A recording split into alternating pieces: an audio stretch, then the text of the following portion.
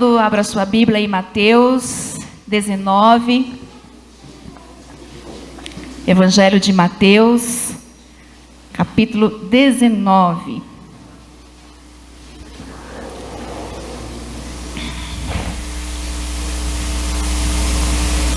Abra a Bíblia ou o seu celular. Mateus 19, nós leremos do versículo 1 até o versículo 12. Eu conversei com uma pessoa essa semana, e aí eu disse que ia pregar sobre Mateus 19, sobre casamento e divórcio, e ela disse assim: você tem certeza? Tanto texto para você pregar, e você vai pregar justo Mateus 19? Eu falei, vou pregar Mateus 19. É importante a gente saber sobre casamento e divórcio. Então, vamos ler em reverência a palavra de Deus, do versículo 1 até o versículo 12. Diz assim: quando acabou de dizer essas coisas, Jesus saiu da Galileia e foi para a região da Judeia, no outro lado do mar, do Jordão. Grandes multidões o seguiam e ele as curou ali. Alguns fariseus aproximavam-se dele para pô-lo à prova e perguntaram-lhe: é permitido ao homem divorciar-se de sua mulher por qualquer motivo? Ele respondeu: vocês não leram que no princípio o Criador os fez homem e mulher? E disse: por essa razão o homem deixará pai e mãe e se unirá à sua mulher, e os dois se tornarão uma só carne. Versículo 6, assim, eles já não são dois, mas sim uma só carne. Portanto, o que Deus uniu, ninguém separe. Perguntaram eles: então, por que Moisés mandou dar uma certidão de divórcio à mulher e mandá-la embora? Jesus respondeu: Moisés permitiu que vocês se divorciassem de suas mulheres por causa da dureza do coração de vocês, mas não foi assim desde o princípio. Eu digo que todo aquele que se divorciar de sua mulher, exceto por imoralidade sexual, e se casar com outra mulher, estará cometendo adultério. Os discípulos lhe disseram: se esta é a situação entre o homem e sua mulher, é melhor não casar. Jesus respondeu: nem todos têm condições de aceitar esta palavra, somente aqueles a quem isso é dado. Alguns são eunucos porque nasceram assim, outros foram feitos assim pelos homens, outros ainda se fizeram eunucos por causa do reino dos céus. Quem puder aceitar isso, aceite. Amém? Bom, independente se você é casado ou solteiro, novo, viúva, enfim, acho que é importante nós entendermos o que a palavra de Deus fala acerca do casamento e também do divórcio.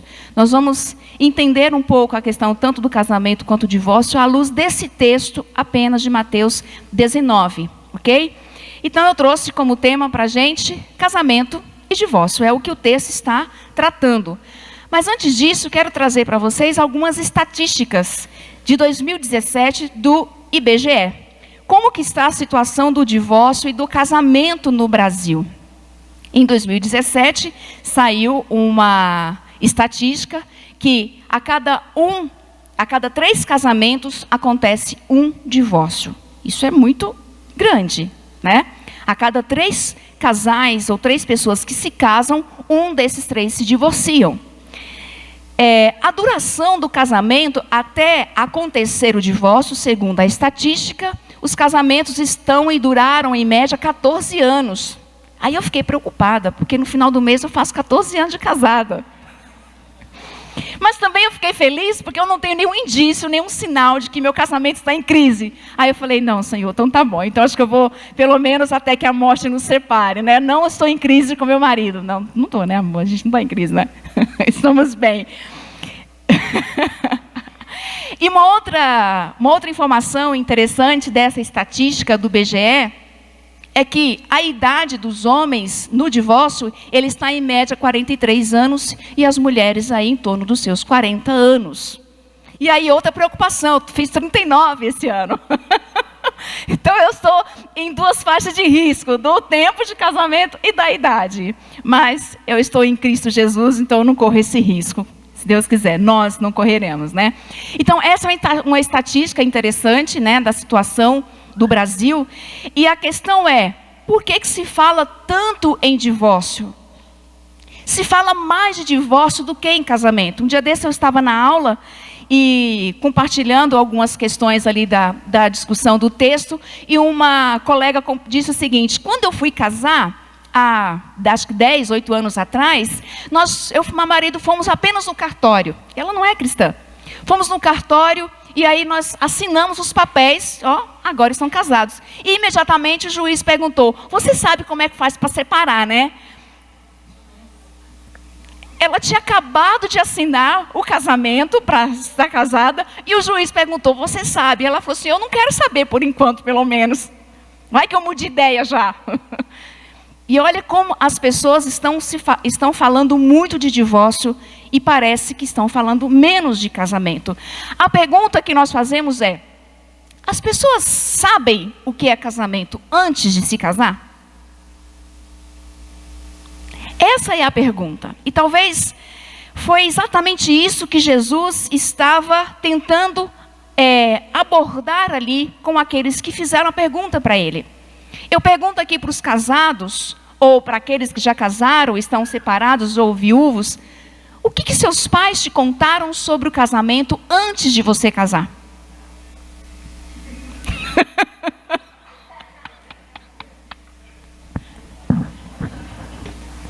Nada, né?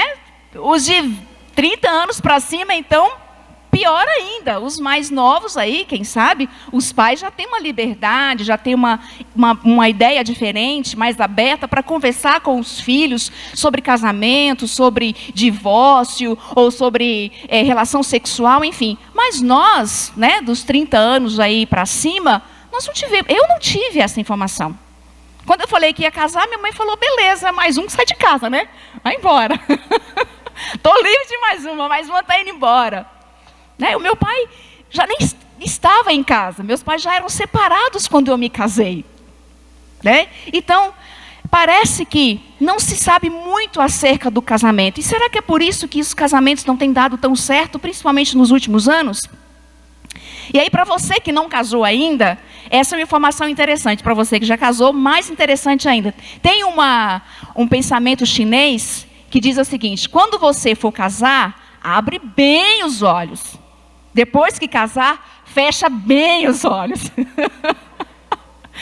Vai casar, pensa bem, escolha direito, ora a Deus, escolha uma pessoa ideal. Casou, fecha, vira uma mula, né? Faz assim, feche bem os olhos, porque os olhos têm que ficar abertos antes de casar. Depois que casou, você fecha, porque casou. Né? Ok. Mas e o que esse texto tem para nos falar acerca do casamento ou acerca do divórcio?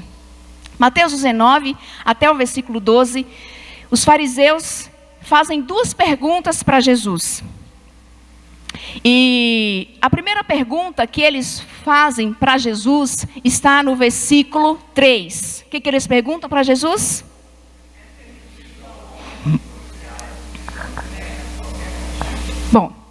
Bom, essa é a primeira pergunta que eles fazem para Jesus. Mas a primeira informação que a gente tem que ter desse texto é que no versículo 2 fala que eles estavam querendo testar Jesus. Estavam querendo colocar Jesus à prova. Está aí no versículo 2. Então, a dúvida dos fariseus, ou dessas pessoas que perguntaram isso para Jesus, não era entender sobre o casamento, não era entender sobre o divórcio. Eles estavam querendo colocar Jesus numa cilada, colocar Jesus numa pegadinha. A outra situação é o teor da pergunta. Por quê? Eles perguntam para Jesus: é permitido ao homem divorciar-se de sua mulher por qualquer motivo? Se de repente eles perguntassem: é permitido ao homem divorciar de sua mulher por algum motivo? Talvez Jesus responderia sim. Mas por qualquer motivo? Aí Jesus, ele responde voltando ao plano original. Então vamos ver a resposta de Jesus. Veja só, a pergunta é sobre divórcio, mas Jesus responde falando sobre casamento. Isso é muito interessante. Jesus não entra na discussão inicialmente acerca do divórcio. Eles perguntaram: é permitido ao homem divorciar-se de sua mulher? Jesus, vamos lá. No princípio, olha, Jesus está voltando lá em Gênesis 2. No princípio, o Criador fez homem e mulher. Essa aqui nessa frase começa a resposta de Jesus, e ele responde falando do casamento e não do divórcio. E Jesus está dizendo que, no princípio, o Criador fez homem e mulher para serem codependentes. Jesus já estava aqui nessa afirmação, falando para essas pessoas que o casal não é para ser rival, não é para ser um melhor do que o outro, não é para que um estar acima e o outro estar abaixo, é para eles se completarem. E quando Jesus diz que no princípio o Criador fez homem e mulher, Jesus está dizendo que no princípio o Criador fez o casamento homogêneo. Ele fez homem e mulher, e as palavras que Jesus usa aqui é macho e fêmea. Jesus está dizendo, no princípio o Criador fez este macho homem para esta mulher fêmea, já descartando a possibilidade de ideias posteriores, ou que já existia, era muito comum na época, a ideia de um relacionamento entre homens ou entre mulheres. Jesus está retomando o princípio. O plano original de Deus do casamento é homogêneo, macho e heterogêneo, desculpa, valeu, obrigado. Só para ver se vocês estão atentos, vi que vocês estão. É heterogêneo, macho e fêmea, homem e mulher. Este homem é para esta mulher. E Deus não fez dois homens, duas mulheres? Deus não fez uma mulher para dois homens, ou dois homens para uma mulher? Ele fez direitinho para serem codependentes, e isso, de certa forma, geraria uma estabilidade, onde este homem e esta mulher estariam juntos para serem codependentes e um completar o outro. Muito bem. E Jesus continua na sua resposta. O homem, por essa razão, porque no início o Criador fez macho e fêmea, homem e mulher, o homem e se unirá à sua mulher. O que Jesus está retomando para acerca do casamento? Jesus está dizendo que o se unirá é que o homem vai sair de debaixo dessas leis do pai e da mãe, desse governo do pai e da mãe, e vai se unir à sua mulher. Ele vai se colocar debaixo do mesmo jugo. E não é o jugo um do outro, é o jugo do matrimônio. E o jugo aqui não é aquela questão ruim, negativa, de jugo, de ser pesado. Não. É aquele conjunto de regras e de princípios que eu vou seguir. E o matrimônio, ele tem esse conjunto de regras. Tanto o homem quanto a mulher vai sair de debaixo desse jugo, dessa liderança de pai e da mãe, e vai se submeter um ao outro, e vai se submeter, acima de tudo, ao matrimônio. A outra informação que Jesus está dizendo aqui é que o casamento é monogâmico. Ele não disse, o homem deixará pai e mãe e se unirá às suas mulheres. E se unirá à sua mulher. O casamento é monogâmico. E em 1 Coríntios 7, Paulo vai falar que cada mulher tem o seu próprio marido e que cada homem tem a sua própria mulher. E aí você pode perguntar, mas e durante toda a história, no Antigo Testamento, homens de Deus que tiveram mais de uma mulher, que foram bígamos, Deus nunca aprovou isso. Deus nunca aprovou a bigamia. Né? Que falar de Davi e Salomão, né? Milionomia. Salomão tinha 800 concubinas. O que falar desses homens? E quando nós vamos para o Novo Testamento, um dos principais requisitos para uma pessoa assumir a liderança de uma igreja era ser marido de uma só mulher. Novo Testamento, os evangelhos, a Bíblia está voltando ao plano original de Deus, que o casamento é monogâmico. É um homem para uma mulher e uma mulher para um homem. Isso traz uma exclusividade. Eu sou exclusiva do Léo. O Léo é exclusivamente meu. E o que passar disso foge do plano original. Marcelão, você é exclusivo da Gláucia. Gláucia, você é exclusivo do Marcelo. Essa exclusividade Deus fez homem e mulher né? E na sociedade diz, nossa, esse é o meu número, né? Vocês já ouviram isso? Nossa, esse homem é o meu número, essa mulher é o meu número. É mais ou menos isso aí. Mas no sentido de que combinou, encaixou, vai dar certo. Ok? Seguindo adiante, Jesus, na sua resposta, e Jesus continua, no entanto, eles já não são dois, mas uma só carne. O que significa a palavra ou a frase, a expressão uma só carne? A gente escuta tanto isso, tanto uma só carne, mas o que significa uma só carne? Simples. Sexo. A palavra uma só carne significa sexo. Acoplar.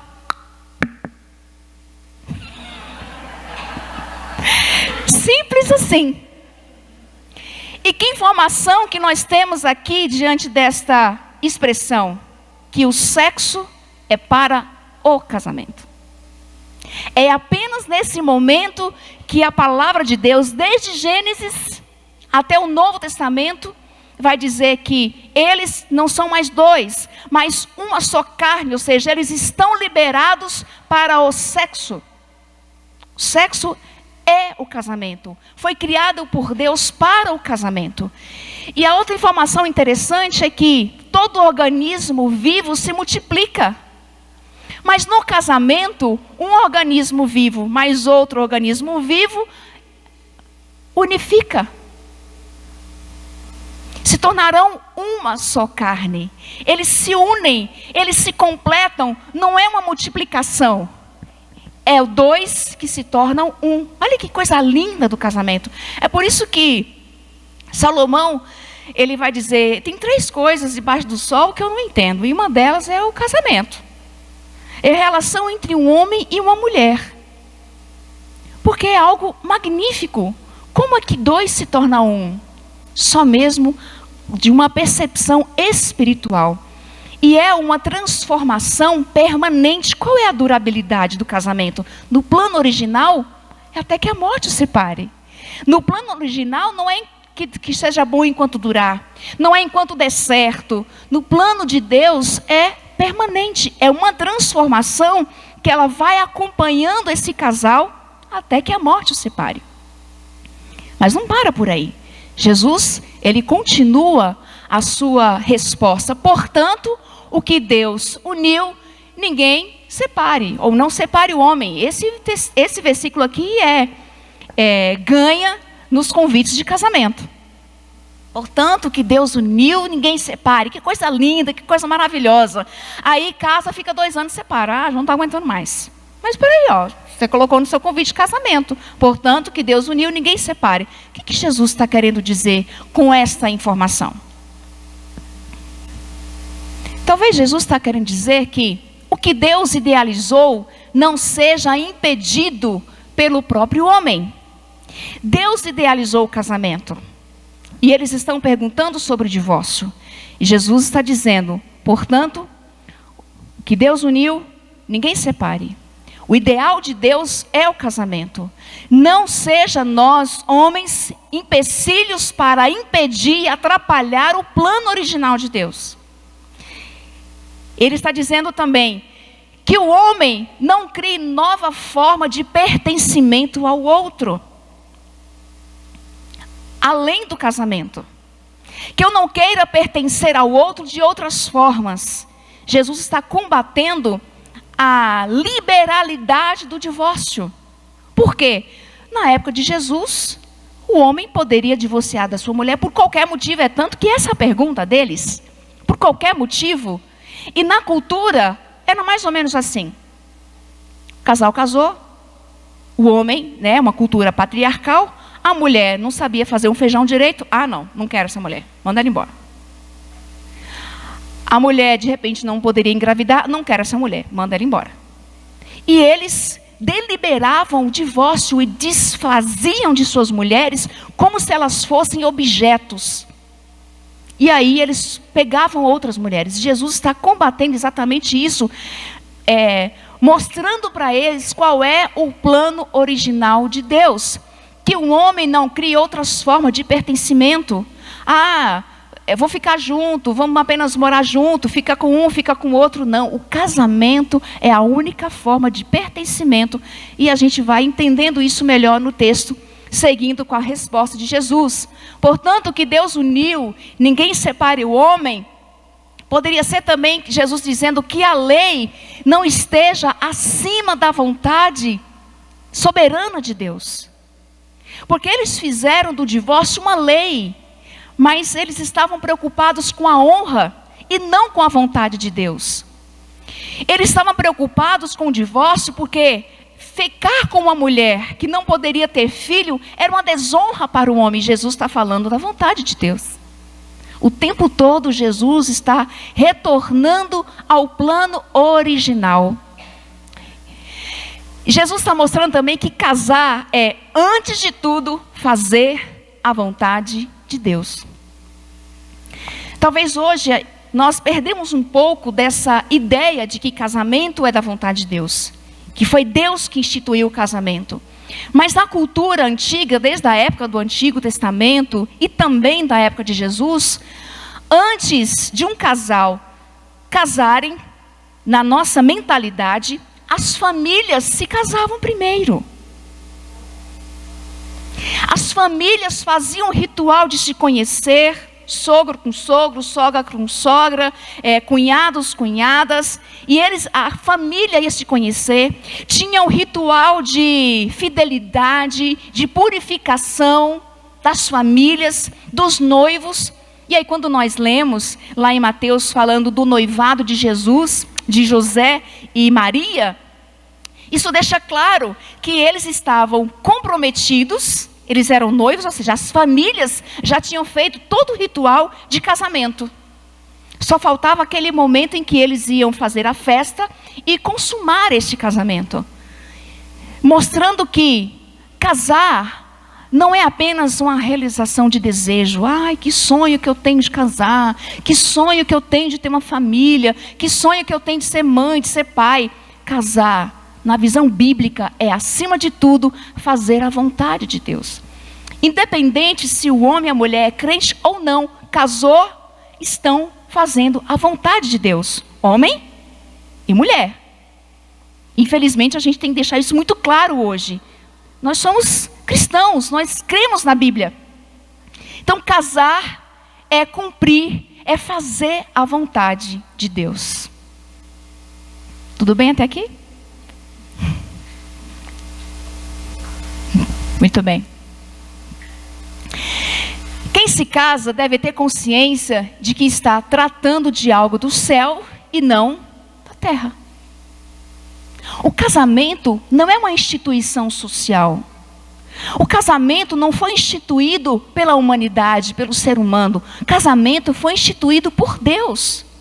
Então, quando nós casamos, quando eu casei, e quando você, jovem, solteiro, se casar, tenha consciência de que o casamento não é uma instituição social, não é para cumprir um status social, mas você está se tratando de algo do céu.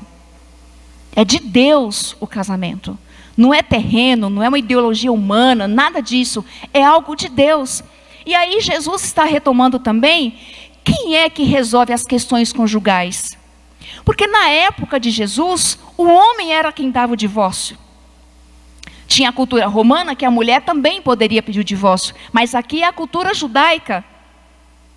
Quem era que dava o divórcio? Era o homem que ditava as regras. Era o homem que resolvia as questões conjugais. E Jesus está dizendo, quem resolve as questões conjugais não é o homem, não é a mulher, é Deus.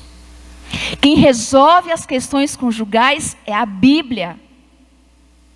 Antes de casar, vamos olhar o que a Bíblia fala de casamento.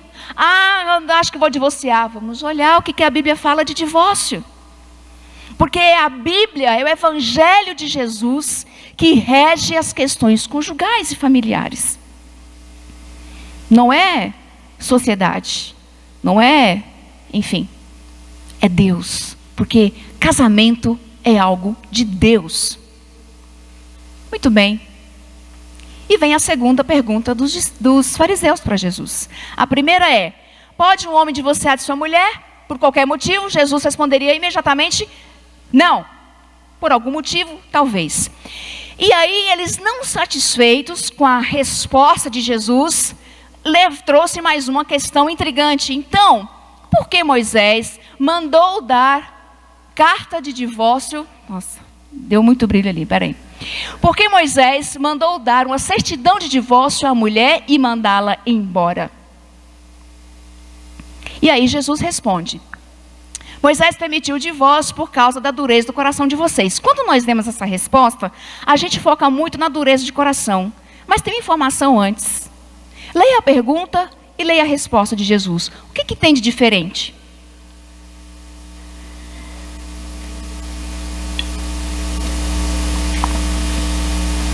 Porque ele permitiu. Olha, os fariseus queriam jogar a culpa em Moisés. Moisés mandou dar divórcio, dar certidão de casamento, de divórcio para a mulher e mandar ela embora. E aí? E Jesus responde: peraí, Moisés não mandou, Moisés permitiu. Há uma permissão aqui do divórcio, mas não é que isso é ideal. Não é que isso é o plano de Deus. Há uma permissão, mas a permissão foi por causa da dureza do coração de vocês. Jesus está colocando a responsabilidade neles. Moisés foi um homem de Deus, um líder de Deus, permitiu a certidão de divórcio, mas deixando claro que esse não era o propósito original de Deus. Então Jesus está dizendo com esta afirmação que o divórcio é consequência da falta de perdão. Jesus está dizendo que a dureza de coração pode levar sim a quebrar e a prejudicar o plano original de Deus, que é o casamento. E Jesus está dizendo, por causa da dureza de coração de vocês, por vocês não conseguirem perdoar, por causa da humildade, da falta de humildade de vocês, Moisés permitiu o divórcio. Então, o divórcio é consequência da falta de perdão. E você pode pensar, mas e aquela pessoa que está sofrendo, que é vítima numa relação? É falta de perdão dos dois lados. É falta de perdão e de humildade daquela pessoa que é agressiva, que não é humilde para reconhecer o seu cônjuge como igual, mas e falta também que às vezes essa atitude, na verdade, agressiva, estúpida, violenta, força o outro a querer sair dessa relação. O divórcio é consequência da falta de perdão. O divórcio não faz parte do plano original de Deus. E só para a gente entender que o divórcio, na verdade, permitido por Moisés, ele visava proteção. Proteção para quem? Para a mulher. O divórcio teve uma permissão para proteger a mulher. Por quê? O homem não gostou daquela mulher, ao invés de divorciar dela, dar certidão de divórcio e mandá-la de volta para a sua família, ele humilhava, ele fazia ela de escrava, ele agredia, ele subjugava, e o divórcio veio como uma proteção para a mulher. Digamos que o divórcio foi um mal menor. Ao invés dessa mulher ficar subjugada e humilhada, escravizada de uma relação abusiva, então tira o mal menor, que é o divórcio. É melhor ela viver uma vida sem esse marido abusador do que submeter uma relação. Deus não quer ver ninguém na escravidão. Lá em 1 Coríntios 7, o apóstolo Paulo também vai discutir algumas questões do divórcio. É uma outra linha, uma outra abordagem, mas que a Bíblia não fala muito do divórcio, porque a Bíblia fala do casamento. A Bíblia vai falar do casamento. Pois bem, e Jesus continua: aquele que se divorciar, exceto por imoralidade sexual, e se casar com outra mulher, estará cometendo adultério. Então Jesus está dizendo que existe uma exceção nesse momento, se não houver o perdão. Jesus coloca sempre a questão do perdão. Se houver imoralidade sexual nessa relação e não conseguir um perdão, o casal não conseguir levar essa relação adiante, Então existe aí essa permissão para que o divórcio aconteça. Só que Jesus, ele não usa a palavra aqui em imoralidade sexual como adultério. A palavra original aqui é porneia, que daí vem a palavra pornografia. Então ele usa porneia, e a palavra para traduzir de forma mais próxima seria: porneia é falta de castidade. O que é castidade? O que nós entendemos por castidade? Fala para mim.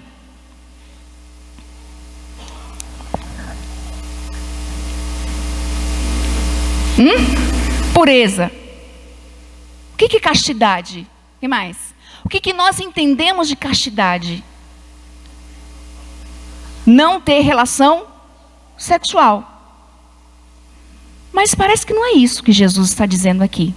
Jesus está dizendo, e a maioria das traduções usa imoralidade sexual como porneia, ou seja, toda relação sexual, todo ato sexual fora do casamento. Lembra que nós vimos no início que o sexo foi feito para o casamento? Então, o que Jesus está dizendo aqui é que toda relação fora do casamento é um ato que fere o matrimônio.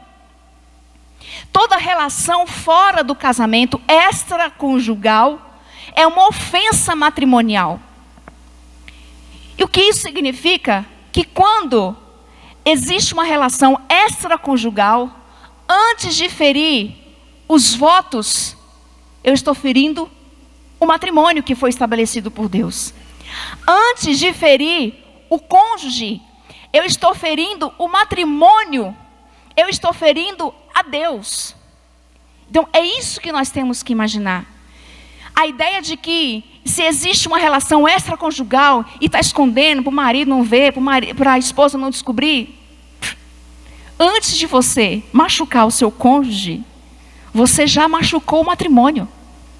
Você já feriu a Deus. Porque os votos que nós fazemos fizemos diante do pastor ou diante do padre, nós fizemos diante de Deus.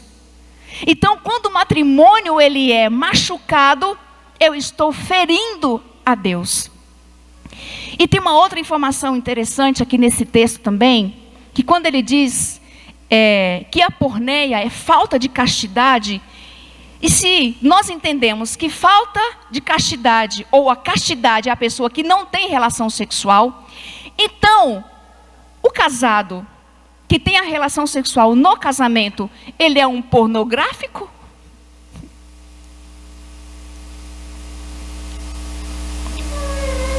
Porque se castidade é falta, se porneia é falta de castidade e a pessoa que tem castidade, ela não tem relação sexual, então, logo eu sou uma pornográfica, porque eu tenho uma relação sexual com meu marido. Não.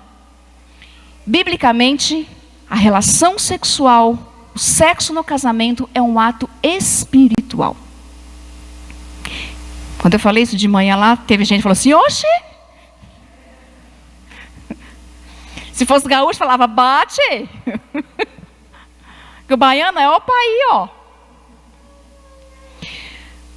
O sexo no casamento é um ato espiritual e nós vamos entender isso melhor quando nós lemos 1 Coríntios 7.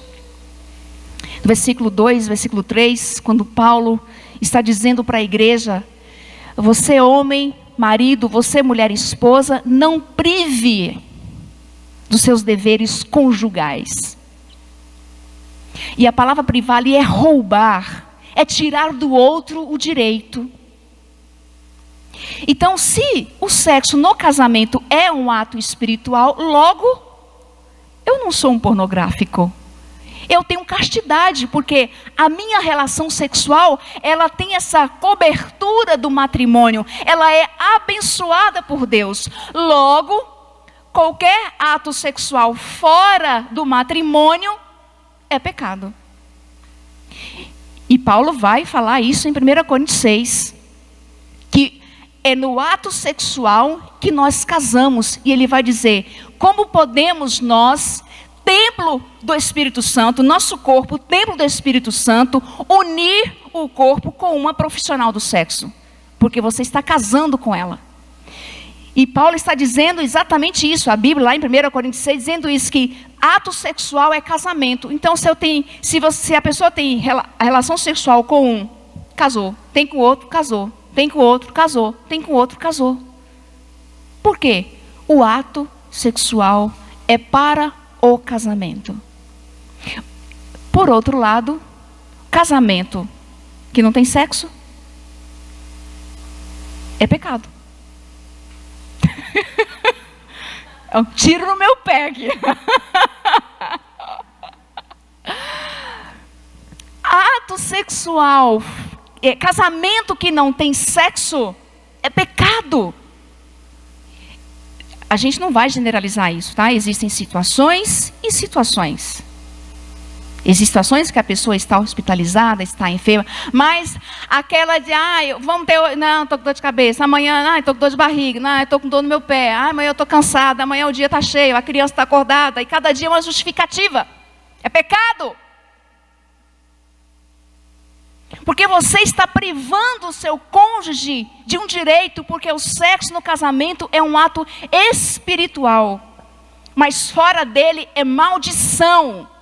Sexo fora do matrimônio traz maldição para a vida do ser humano. Porque o sexo é algo precioso.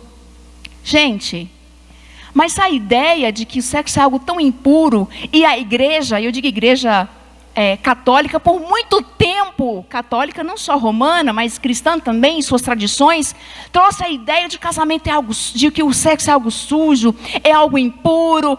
Não. E quando Deus estava lá fazendo Adão, né? Fez o rosto, o braço, o coração, tal, chegou no pensar, não vou colocar a mão nisso não. Vem cá, diabo, põe a mão aqui, faz esse negócio aqui, porque eu não vou colocar a mão nisso aqui.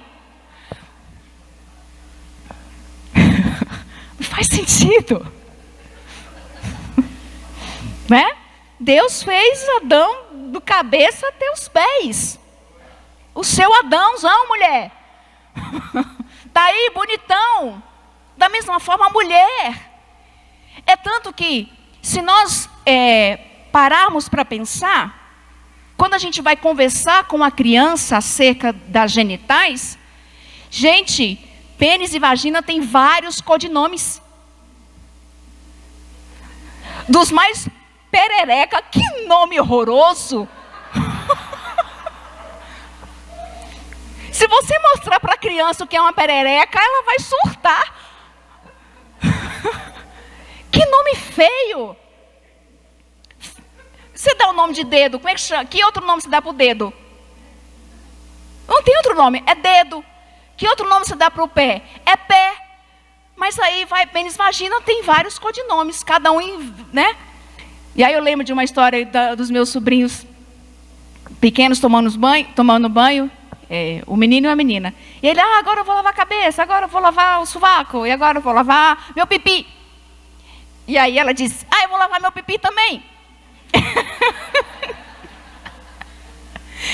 E ele disse, não, o seu não é o pipi, o meu que é o pipi. O meu é pipi sim, não é. E aí ela perguntou, mas o meu é o quê? O seu é o frajola?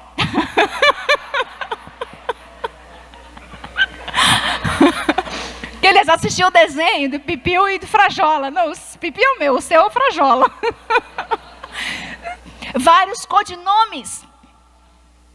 Por quê? Porque é tabu falar de sexo na igreja, nas relações, explicar, mostrar. Gente, sexo é bênção. Sexo foi criado por Deus, mas foi distorcido de forma tão horrorosa que hoje as pessoas fazem o sexo errado por não entenderem qual que é o certo. Sexo no casamento é um ato espiritual. Casais que também evitam o ato sexual no casamento está pecando. Vai ler 1 Coríntios 7, mas vamos lá. E aí, olha só, Jesus explicando tudo isso, versículo 10, os discípulos falaram assim, Senhor, se essa é a situação entre um homem e sua mulher, melhor não casar. Em outras palavras, eles estão falando assim: tem que ser tão difícil acabar um casamento, Senhor? Mas tem que ter tanta regra para acabar um casamento? Ou eles estão dizendo: ser celibatário é melhor então. O celibatário é aquela pessoa que não casa. E aí, Jesus imediatamente, ele responde no versículo 11 e versículo 12, dizendo: nem todos têm condições de aceitar essa palavra. Que palavra? Celibatário. Pessoa que não casa. Nem todos têm condições de aceitar essa palavra. Somente a quem isso é dado. Alguns são eunucos, né? Outra palavra para o celibatário, ou seja, o eunuco é a pessoa que tinha a decisão de não casar. E ele diz: alguns são eunucos porque nasceram assim. Outros foram feitos assim pelos homens, porque na época de Jesus era muito comum a castração, inclusive, de pessoas. Outros ainda se fizeram eunucos por causa do reino dos céus. Quem puder aceitar isso, aceite. Quem não puder aceitar, não aceite. E o apóstolo Paulo vai dizer: sobre os casados, os homens, eu gostaria que fosse como eu. Dando a entender que ele, por opção, se tornou um celibatário por causa do reino de Deus. E ele diz: mas por causa da imoralidade sexual, por causa da porneia, cada mulher tem o seu marido, cada homem tem a sua esposa. E Jesus está dizendo que, Jesus está respondendo os discípulos: se você se livrar das obrigações do casamento, você vai cair na obrigação do celibato. Porque eles achavam que não casar estava resolvido o problema. Jesus disse: tudo bem, você pode ter a opção de não casar. Só que você vai conseguir resistir seus desejos? Você vai conseguir ver a mulher bonitona, o homem bonitão e não desejá-lo? Você vai conseguir ver essa pessoa e não ter o ato sexual na sua mente? Porque o ato sexual não se resume ao contato físico. Jesus disse: aquele que olhar e desejar na sua mente já cometeu adultério. O que dizer da modernidade com o acesso a toda tecnologias, WhatsApp, Facebook e pornografias, que é a indústria que gira milhões e milhões de dinheiro no mundo. E aí, você pode pensar: então, se o meu cônjuge tem acesso à pornografia, então eu vou separar. Jesus não está dizendo isso para ter direito ao divórcio. Jesus está dizendo isso para consertar, não para divorciar. Lembra que Jesus está sempre voltando ao plano original, que é o casamento. Está com dificuldade? Procure consertar. Está com problemas? Procure orientar, procure orientação. O divórcio nunca é a primeira opção. E aí Jesus disse: essa palavra é apenas aquele que é dado, mostrando que o celibato, não casar, é um dom. A pessoa naturalmente, ela não tem esse desejo de casar, de ter uma família, e não tem esse desejo sexual. Ela tem facilidade para lidar com seus desejos, para se dedicar por exemplo, à igreja ou a obras sociais. Madre Teresa de Calcutá, por exemplo, era celibatária. Ela tem a opção, ela não quer se relacionar com outras pessoas, primeiro por causa da religião, que não pode, mas também para dedicar-se a uma obra. E Jesus está dizendo: casar exige obrigações? Sim, mas ser celibatário também exige obrigações. E os discípulos? É isso que Jesus está dizendo para eles. Então, para encerrar, Jesus está dizendo para nós que o divórcio não é o plano original. Ele abriu uma exceção se a partir disso não conseguissem chegar, o casal não conseguisse chegar a um perdão. E nós entendemos que o casamento, biblicamente, é o plano original de Deus. Então nós precisamos, ou não podemos ceder às mudanças sociais. Nós não podemos deixar a nossa mente indo cauterizada e corrompida por ações humanas e liberando divórcio a qualquer custo, a qualquer motivo, por qualquer razão. Não. Nós, como igreja de Jesus, temos que lutar contra essas influências sociais interferindo e banalizando o casamento. Casamento é de Deus. Casamento foi constituído por Deus, não é algo humano ou terreno, e que nós precisamos perpetuar o plano original de Deus. Amém? Você vai sair daqui feliz ou triste, depende do ponto de vista. Depende do ponto de vista. Mas veja, nesse texto de Jesus, Mateus 19, ele está voltando ao plano original, que nós precisamos perpetuar o plano original de Deus. E não podemos ceder às mudanças sociais. Em alguma outra oportunidade podemos discutir o texto de 1 Coríntios 7, é um texto complexo também, mas nós precisamos entender. Não quero entender muito sobre o divórcio, mas se você sair daqui hoje entendendo sobre casamento, já é base, já é suficiente. Amém?